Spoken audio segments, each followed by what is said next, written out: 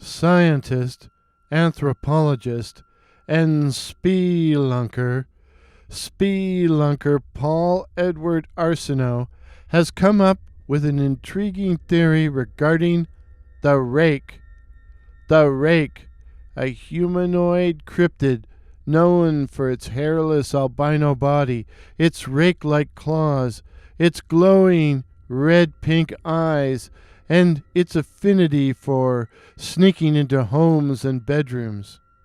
Arsenault believes it's a cave dweller and that its natural home is underground, in caverns and tunnels beneath the earth, from which it emerges after dark to look for prey. Arsenault notes that many rake sightings are connected to caves, basements, and other underground places. Consider, Arsenault says, the following account I received from a young man who wishes to remain anonymous. I quote from his email. For many years I slept with the lights on, but not because I was afraid of the dark, but because of things that live in the dark. It was the worst experience of my life, and it involved a cave. It wasn't a real cave, more like a glorified hole in the side of a ridge not far from a nearby creek. You had to crawl in, but once through the opening, you could sit up and talk and smoke by the light from a flashlight. The urban legend about this cave was that Satanists, devil worshippers, Satanists had used it to celebrate the Black Mass. Yeah, right. It was just a cold, smelly hole. Some friends of ours had brought a Ouija board there and had supposedly contacted a demon. A demon. Yeah, right again. So we had to go check it out at midnight and see if we could contact the demon or raise the dead or drink some of the rum, the demon rum we had with us. Jeff was supposed to bring candles, but of course he forgot, so we had to set up the board, or should I say Brianna set up the board, using the light from our phones. We didn't see any pentagrams on the floor or anything like that, nothing scrawled on the walls. It was just a dark, smelly cave. Although I did notice a narrow fissure in one corner, a crack leading further into the hillside. My buddy Tino started it all by acting like an asshole. Before we had begun asking Ouija any questions, he bellows, "Hey, Satan! Satan! We're here! Come and get us!" He was answered by a loud shriek that almost made me piss my pants. Of course, we all looked at each other and mouthed various iterations of, "What was that?" The shriek had a high, piercing quality that didn't sound human. The first thought that came to my mind was mountain lion. Mountain lions. Did we even have them around here? "It came from over in the corner, where that crack is," Jeff said, pointing. "I'll take a look," Tino said, walking over to the fissure and shining the light from his phone inside. Another loud shriek. This one sounded nearer, much nearer. Tino stared intently down the fissure. Then suddenly he turned, his broad face gray, as he yelled one word. "Run!" The big bozo looked so frightened, we ran, although Brianna cried out, "Don't forget the Ouija board!" We forgot it, but we didn't forget the rum. I saw to that. As I said earlier, we had to crawl into the cave through a narrow opening in the hillside, so there was a bit of a bottleneck getting out, and I found my face pressed up against Jeff's ass and hoping he wouldn't fart, while Tino kept pushing from behind me. Go! Go! Go! The shriek came again, this time even closer. Once outside, we had to get to the car, which was several hundred yards away atop the ridge. It was a brilliant moonlit night, and as we ran for the trail that would bring us up to safety, I kept turning to Tino and sputtering, What was it? What did you see?" To which he replied, "Just go, go, go." At the foot of the path, I took a glance back.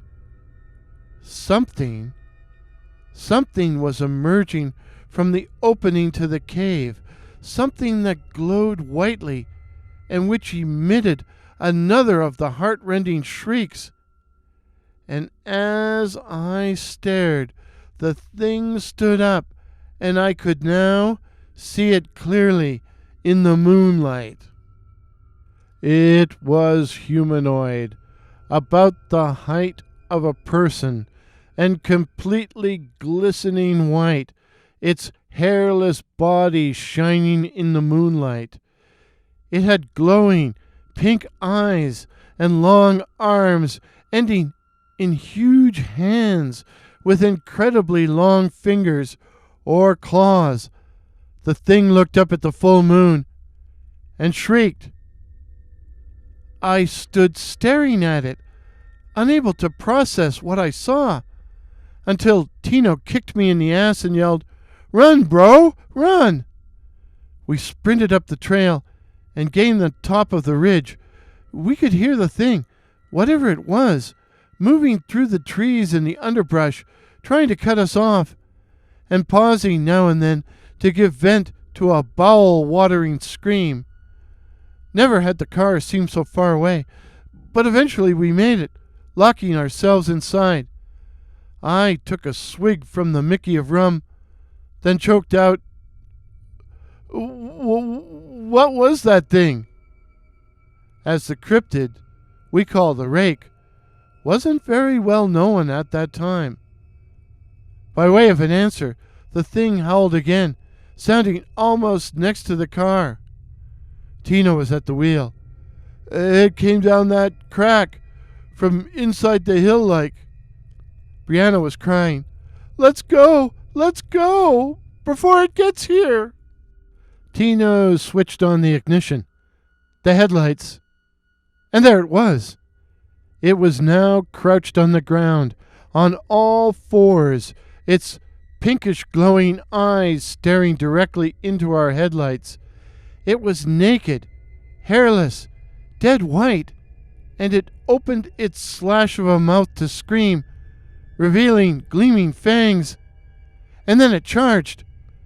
Tino threw the car into reverse, and we tore out of the parking area as the thing continued to pursue us, getting closer and closer, as Brianna screamed, as Jeff screamed, as Tino screamed, as I screamed, and this time actually wetting my pants. And then it was gone. We were silent on the way home, but as we let Brianna out, I wonder what her parents thought when they saw her tear-streaked face. But as we let Brianna out, Tino said, "Let's keep this to ourselves, eh? No one would believe us." Tino ended up crashing at my place, where we finished the rum and argued. I kept saying we had an obligation to warn others, but Tino kept insisting that no one would believe us. And in the end, I realized he was right. I never saw the thing again, but I sure heard it on 2 separate occasions. Once, when I was parked near a wooded area on the other side of town, and once outside my apartment building late at night. On the first occasion, I got the hell out of there. On the second, I closed my drapes and put the chain on the front door. as if that would have stopped those claws. But I was very glad I lived up on the 3rd floor. I was glad, too, when I eventually moved away. The area where all this happened has been developed into a recreation area since then, and I have no idea if the cave is still there or not. But I have no intention of looking. Since my experience, a number of people have disappeared in the general area of the ridge, and I don't want to become one of them. If you want directions to the cave, I can provide them. So ends the email. The creature described is clearly the rake, humanoid, about the height of a person, and completely glistening white, its body hairless. It had glowing pink eyes and long arms, ending in huge hands with incredibly long fingers or claws. The hairless albino body, the glowing pink eyes, the rake-like hands, all suggest a creature designed for subterranean life. The rake, therefore, is a huge, predatory, albino mole. In this instance, the rake was initially encountered emerging through a fissure from the bowels of the earth, possibly from an underground cavern or tunnel, which supports my theory that they live underground, but can emerge to attack us. But what do you think, dear listeners? What do you think? To be continued. If this is your first visit to my channel, please consider subscribing. My name is Warren, and I write and tell original ghost stories and original horror stories featuring such cryptids as the Night Floaters, werewolves, and the Black-Eyed Children. And now, the rake. So, again, please consider subscribing. Please help me to reach my goal of 2,500 subs in 2022. Till midnight. Cheers. Pictures used in today's video, courtesy of Pix here, that's PX here, while the music was The Dreadful, The Dread by the wonderful Kevin MacLeod.